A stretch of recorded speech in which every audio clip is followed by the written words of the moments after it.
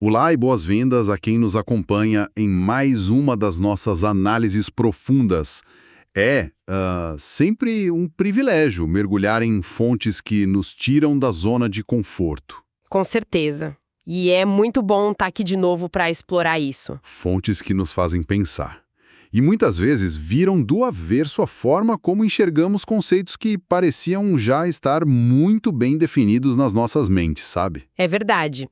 E o tema de hoje faz exatamente isso. Hoje, o tema da nossa imersão é algo que toca a todos, seja por curiosidade filosófica ou por busca pessoal. Nós vamos falar sobre o cuidado de Deus. Exatamente. E o material que vai nortear a nossa conversa de hoje é algo bem singular. Muito singular. Nós vamos dissecar os conceitos apresentados no primeiro capítulo do livro Caminho a Cristo.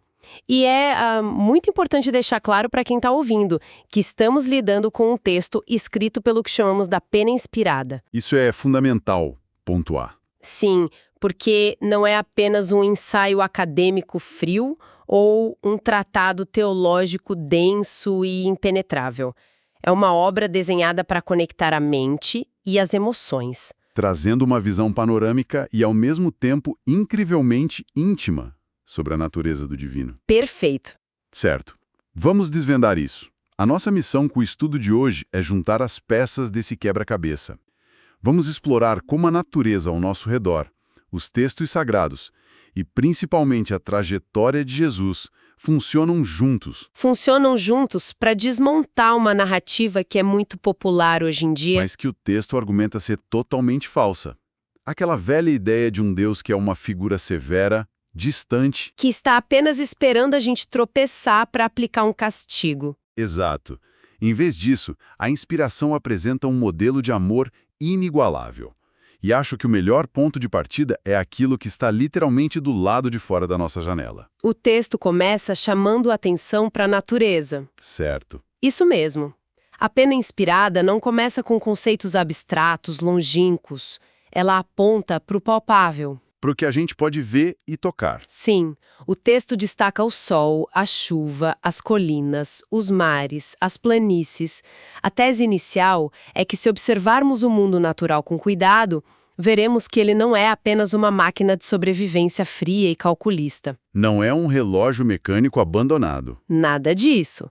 Há uma adaptação admirável ali, voltada não só para a manutenção da vida, mas para a felicidade das criaturas. A felicidade. Essa é uma palavra forte. É sim.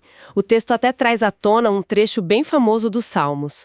O Salmo 145, versículos 15 e 16. Aquele que fala sobre satisfazer os desejos. Esse mesmo, que fala sobre uma divindade que abre a mão para satisfazer o desejo de todos os seres vivos.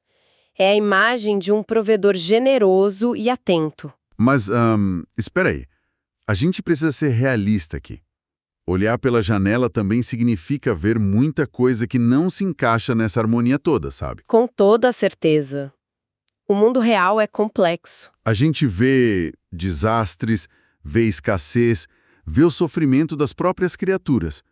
Se a premissa é que o design original é perfeito, focado na felicidade, como o texto lida com o fato de que o mundo atual é francamente um lugar cheio de dor? É uma contradição aparente bem forte. De onde vem todo esse caos, segundo a fonte? Essa é a pergunta central, não é? O texto não foge dessa contradição. A explicação trazida pela inspiração é que a dor não faz parte do rascunho original. O caos seria um elemento intruso. Exatamente. O caos é resultado da transgressão daquilo que o texto define como a lei do amor. A lei do amor. Sim. Basicamente, a lei de Deus é estruturada no amor e no benefício mútuo. Quando a humanidade escolhe romper com essa lei estrutural, o resultado natural é a decadência, o sofrimento e a morte. É como tirar uma peça fundamental de um motor. O sistema inteiro começa a ranger e quebrar. Uma ótima forma de visualizar. A estrutura toda entra em colapso. Tá bom, eu entendo a lógica de causa e efeito. Mas aí a gente entra num território complicado. Porque, historicamente, as pessoas leem sobre essa queda da humanidade e interpretam as consequências apenas como um castigo direto. Tipo um tribunal que decreta uma sentença dura. Isso. Aquela coisa de você errou, então tome aqui o seu sofrimento. A maldição da terra, aqueles espinhos e cardos citados lá no livro de Gênesis. Como a gente concilia isso com a ideia de um Deus amoroso? Parece impossível à primeira vista. É só punição disfarçada de consequência. E é aí que está a grande sacada. Essa é a virada de chave genial que o texto propõe. E é importante que quem está acompanhando preste muita atenção nesse detalhe. Vamos lá. A pena inspirada analisa a maldição descrita em Gênesis 3 de um ângulo completamente diferente. O texto afirma que os espinhos e os cardos, as provações e as dificuldades que tornam a vida cheia de trabalho não foram enviados como uma vingança sádica. Não foram uma vingança. Não. Eles foram designados para o nosso próprio bem. Como assim para o nosso próprio bem? É bem difícil alguém bater o dedo do pé ou passar por uma crise financeira enorme e pensar, massa, que maravilha de escola. Dá vontade de rir, mas é verdade. Ninguém gosta de sofrer. Como o autor justifica que o sofrimento tem um propósito positivo, afinal? A inspiração usa justamente esse termo, escola necessária. Pense nisso como uma fisioterapia depois de um acidente grave. A analogia da fisioterapia é boa. A fisioterapia dói, é exaustiva, te faz suar e muitas vezes a pessoa quer simplesmente desistir de tudo. Dói demais. Mas a dor do exercício não é um castigo do médico. É um método necessário para que o músculo atrofiado volte a funcionar. Faz muito sentido. O texto argumenta que o pecado causou uma ruína na natureza humana. Os espinhos e cardos representam esse processo de reabilitação. É a resistência necessária para o reerguimento humano para nos fortalecer e nos tirar da degradação. Ok, essa analogia da fisioterapia clareia tudo. É literalmente tirar a lente do castigo e colocar a lente da reabilitação. E o texto traz uma imagem poética sobre isso que me chamou muita atenção durante a leitura. Sim, aquela sobre as flores. Essa diz que há flores sobre os cardos e os espinhos acham-se cobertos de rosas. É uma frase belíssima e muito profunda. Ela sugere que mesmo no meio da consequência dura do erro, no meio desse processo doloroso de fisioterapia, ainda existem mensagens de conforto. Não é só dor pela dor. Jamais. A natureza, mesmo ferida, continua atestando a terna solicitude de Deus. A beleza das rosas nos espinhos é o lembrete de que o propósito final não é a dor, mas sim a restauração. Certo, mas isso levanta um paradoxo gigante para mim. Se a natureza tem essas mensagens de esperança, e se até as dificuldades são uma espécie de treinamento para o nosso bem, por que a humanidade tem tanto pavor de Deus? É uma ótima pergunta. Se a gente olhar para a história das religiões, a figura divina quase sempre foi usada para colocar medo nas pessoas. Oprimir mesmo. Como chegamos a esse ponto de desconexão tão grande? O que é fascinante aqui é como o texto descreve isso como uma verdadeira fraude em escala cósmica. Uma fraude. Uma fraude enorme. A inspiração argumenta que o espírito humano foi sistematicamente cegado. Existe uma força de oposição, o inimigo do bem, Satanás, que investiu pesado em construir uma narrativa totalmente falsa. Uma campanha de difamação. Literalmente. O objetivo era pintar uma sombra espessa e negra sobre o caráter do Criador. E a estratégia foi muito bem sucedida. Ele levou a humanidade a imaginar a divindade através da lente exclusiva de uma justiça fria e inflexível. Uma imagem terrível. O texto usa termos bem específicos para descrever essa percepção distorcida. Fala de um rigoroso juiz, de um credor exigente e cruel. Uma figura impiedosa. É engraçado e trágico ao mesmo tempo, porque soa como se a humanidade visse Deus como um auditor da Receita Federal cósmico, sabe? O auditor cósmico, sim. Alguém que fica espreitando ali no canto com uma prancheta na mão, só esperando você errar uma vírgula na declaração da vida para poder te autuar e punir. A analogia do auditor é perfeita para ilustrar o que o texto diz. Quando você vê alguém dessa forma, sua relação com essa pessoa é baseada inteiramente no medo de ser pego. Ninguém abraça o auditor da Receita com saudade. Exato. Você não ama o auditor da Receita, você tenta escapar dele ou tenta pagar o que deve o mais rápido possível para ele sumir da sua frente. E o impacto espiritual disso é a quebra total da relação de confiança. O que gera uma religião baseada no medo e na obrigação. Exatamente.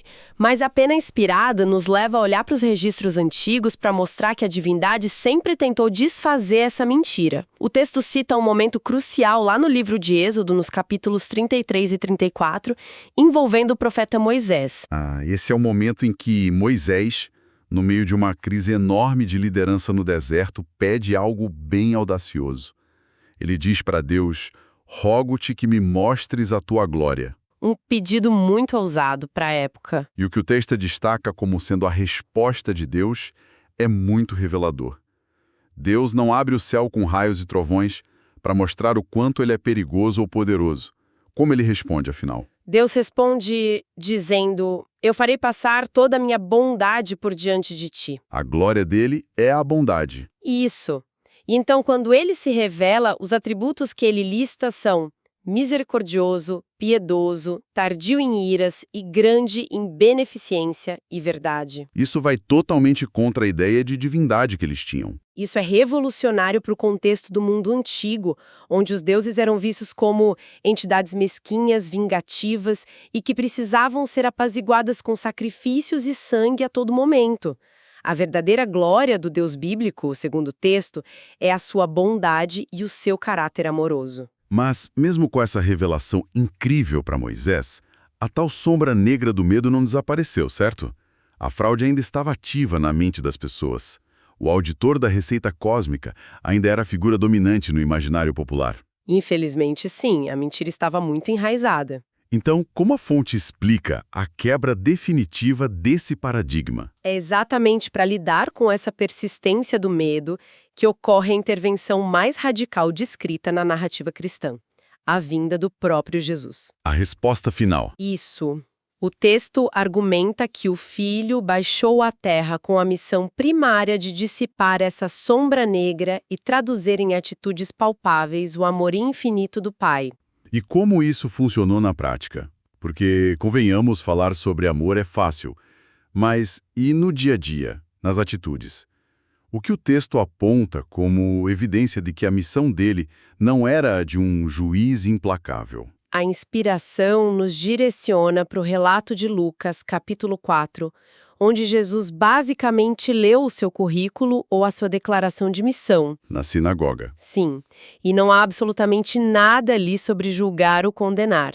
Ele diz que veio para evangelizar os pobres, curar os quebrantados de coração, pregar libertação aos cativos e dar vista aos cegos. Uma missão de resgate puro. E o texto menciona o impacto prático disso. Imagina só a cena. Havia aldeias inteiras, onde, de repente, não se ouvia mais nenhum choro, nenhum gemido de doente, simplesmente porque Jesus havia passado por ali e curado a todos. Imagina só o impacto social e psicológico disso. Viver em uma época sem a medicina moderna, onde uma vila inteira é curada do dia para a noite. O nível de alívio, de alegria, de esperança deve ter sido indescritível. É muito distante da imagem daquele credor exigente. Mas o que me chama a atenção na leitura não é só o que ele fazia, mas como ele lidava com as pessoas no 1 a 1, sabe? Sem dúvida. O como é tão importante quanto o que. A empatia dele é um ponto alto no texto. Como assim? A Pena Inspirada faz questão de frisar que ele assumiu a natureza humana para se conectar genuinamente com as pessoas. Os rejeitados, os mais pobres, não sentiam repulsa ou medo de chegar perto dele. Muito pelo contrário. Até as crianças queriam subir nos joelhos dele. E crianças, como sabemos, têm um radar muito afiado para quem é genuinamente bom ou quem está apenas fingindo. Elas viam num rosto que refletia pura bondade. Sim, uma bondade que atraía. E isso significa que ele era apenas uma figura passiva que dizia amém para tudo e evitava qualquer conflito com a sociedade? De forma alguma. E o texto equilibra isso muito bem para não criar uma caricatura. Ele nunca suprimiu a verdade. Ele falava verdades duras, denunciava a hipocrisia.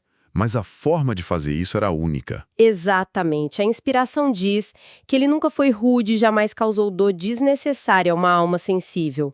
Suas repreensões não vinham carregadas de ódio ou sarcasmo como a gente costuma ver. Havia compaixão até na correção. Quando ele advertia as pessoas, o pranto transparecia em sua voz, ao exemplo clássico de quando ele chora sobre a cidade de Jerusalém. A mesma cidade que ele sabia que iria rejeitá-lo e matá-lo. Justamente.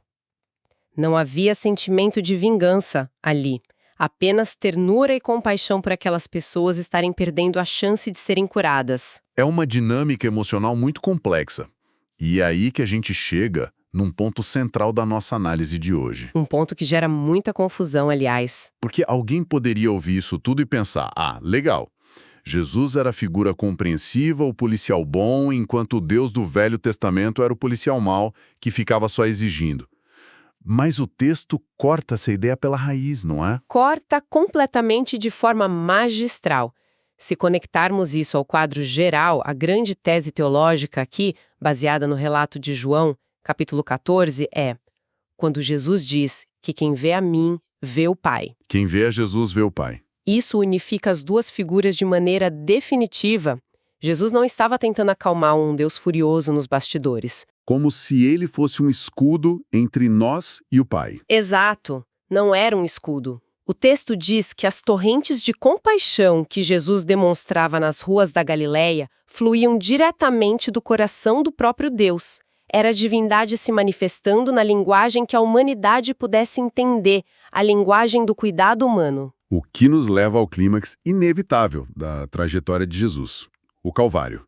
E o texto é bem visceral a descrever essa fase. É uma descrição que toca no fundo da alma. Fala sobre a transição de um mundo de glória inefável para se tornar o que a inspiração chama de um varão de dores, enfrentando a traição, o deserto e a cruz. Mas o que realmente causou a dor extrema ali no Calvário? Essa é uma análise muito profunda que a inspiração faz.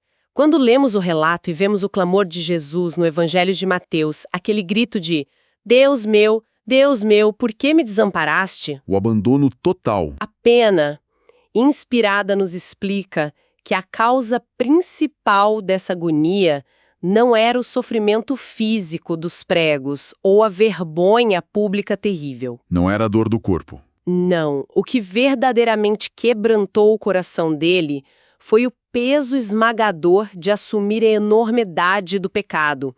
Foi a experiência de sentir, em tempo real, a separação sombria e aterrissadora que o mal cria entre a alma e o Criador. Aqui é onde a coisa fica realmente interessante. E eu peço para quem está ouvindo agora que preste muita atenção nisso, porque é uma verdadeira quebra de paradigma em relação ao que a maioria de nós aprendeu. Uma correção teológica vital. A gente tem essa imagem mental de que a cruz foi um tipo de transação comercial cósmica. A gente pensa que Deus estava com raiva, pronto para destruir a humanidade, e aí Jesus morre e paga uma dívida financeira para comprar o perdão de Deus. Como se fosse um resgate para apaziguar a ira divina. Isso. Mas o texto que estamos analisando diz o contrário de uma forma muito enfática. Certíssimo. Essa é provavelmente a correção teológica mais importante que a pena inspirada traz neste capítulo. É um divisor de águas. Ela diz com todas as letras que a morte de Jesus, esse sacrifício indescritível, não foi feito para criar amor no coração do Pai. Não foi uma manobra diplomática para convencer Deus a nos salvar. Pausa rápida aqui porque isso é enorme. O que estamos dizendo é que a cruz não mudou a mente de Deus sobre nós. Ela apenas expôs o que ele já sentia. Exatamente isso. A cruz não fabricou um sentimento novo no coração de Deus. A inspiração usa a palavra propiciação.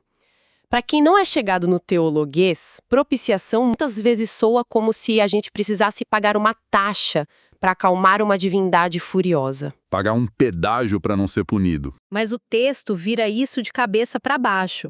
A cruz é o resultado do amor de Deus, não a causa dele. O clássico texto de João 3,16 diz que Deus amou o mundo de tal maneira que deu o seu Filho. Ele deu porque já amava. O Pai já amava a humanidade caída antes da cruz. Ele não nos ama porque a dívida foi paga, A dívida foi paga porque ele já nos amava de forma incompreensível. Cristo foi o canal pelo qual esse amor infinito pôde ser derramado em um mundo quebrado. Nossa, isso muda absolutamente tudo. É o fim definitivo do auditor da receita cósmica que a gente falou. Com certeza, ele nunca existiu daquela forma. Porque se o próprio Deus proveu a solução por um amor pré-existente, ele estava ativamente envolvido no processo inteiro. O texto chega a dizer que o pai sofreu juntamente com o filho no Calvário, não é? Sim, é uma união no sofrimento. Não era um pai abusivo assistindo de camarote a dor de um filho inocente para satisfazer o próprio ego e ferido e aplicar a justiça fria. Uma imagem que assombrou a religião por séculos. Era a divindade inteira, unida, assumindo a agonia para resgatar a humanidade. O coração do amor infinito pagou o preço. E após tudo isso, após a morte e a ressurreição, qual é o status da humanidade agora? Porque a missão de Cristo não foi um trabalho temporário do tipo bater ponto. Ele não vestiu a humanidade, resolveu o problema e depois tirou a roupa de humano e voltou a ser puramente divino, longe de nós? De forma alguma. E esse é o desfecho glorioso que o texto nos apresenta sobre o cuidado de Deus. Jesus ligou-se aos filhos dos homens por laços eternos. Laços que não se rompem. Ele reteve a sua humanidade.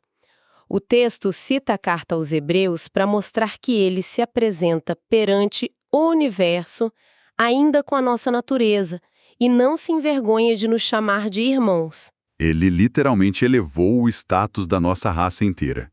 Nós saímos da condição de réus, condenados, passamos pelo processo de reabilitação, daquela escola necessária que discutimos no início da imersão. Aquela fisioterapia dolorosa. E o texto diz que, pela fé nesse sacrifício insano, voltamos a ser chamados de filhos de Deus. O apóstolo João, na sua primeira carta, diz: "Vede quão grande amor nos tem concedido o Pai." É uma dignidade inimaginável. E a inspiração faz uma comparação final que é simplesmente avassaladora, para ilustrar a magnitude de tudo isso. Qual é a comparação? Ela diz que todo esse amor, divino, misericordioso e perdoador, vai muito além, mas muito além mesmo, do amor instintivo, desesperado e anelante que uma mãe sente por um filho que se perdeu. O amor de mãe, que é o nosso padrão mais alto. Exato. O amor humano de uma mãe, por mais forte e puro que seja, ainda apenas um pálido reflexo desse cuidado infinito de Deus. Então, o que tudo isso significa? Como a gente pega toda essa arquitetura de pensamento riquíssima que extraímos hoje do caminho a Cristo e aplica na nossa segunda-feira de manhã de forma prática? Significa que precisamos substituir as lentes pelas quais vemos a vida. Esse conhecimento altera profundamente como quem nos acompanha reage às próprias falhas e às dores diárias. Muda a perspectiva do sofrimento. O sofrimento deixa de ser lido como um castigo de um ser mesquinho e passa a ser visto com a esperança de quem sabe que está sendo guiado por um cuidado contínuo e paterno. E para resumir tudo isso, para cravar esse conceito de forma inesquecível, a gente pode usar uma analogia baseada em tudo que o texto nos ensinou hoje. A escola das provações, as flores e tudo mais. Exato. Uma analogia que une a escola das provações, os espinhos que dão flores e a diferença entre o juiz punitivo e o pai amoroso. Excelente. Por favor, compartilha com a gente. Imagine a vida como uma longa caminhada. E nós estamos com os pés descalços, atravessando um campo coberto de espinhos e pedras pontiagudas. Uma caminhada bem sofrida. Se nós olharmos apenas para o chão sangrando e acreditarmos na mentira cósmica de que o dono desse campo é um juiz cruel que desenhou esse caminho só para nos ver sofrer, nós sentiremos apenas terror e nos sentiremos amaldiçoados. É a lente do medo e da punição. Mas se nós pararmos e prestarmos atenção de verdade, veremos que há pequenos botões de rosas desabrochando no meio desses mesmos espinhos. O cuidado no meio da dor. Isso, o cuidado no meio da dor.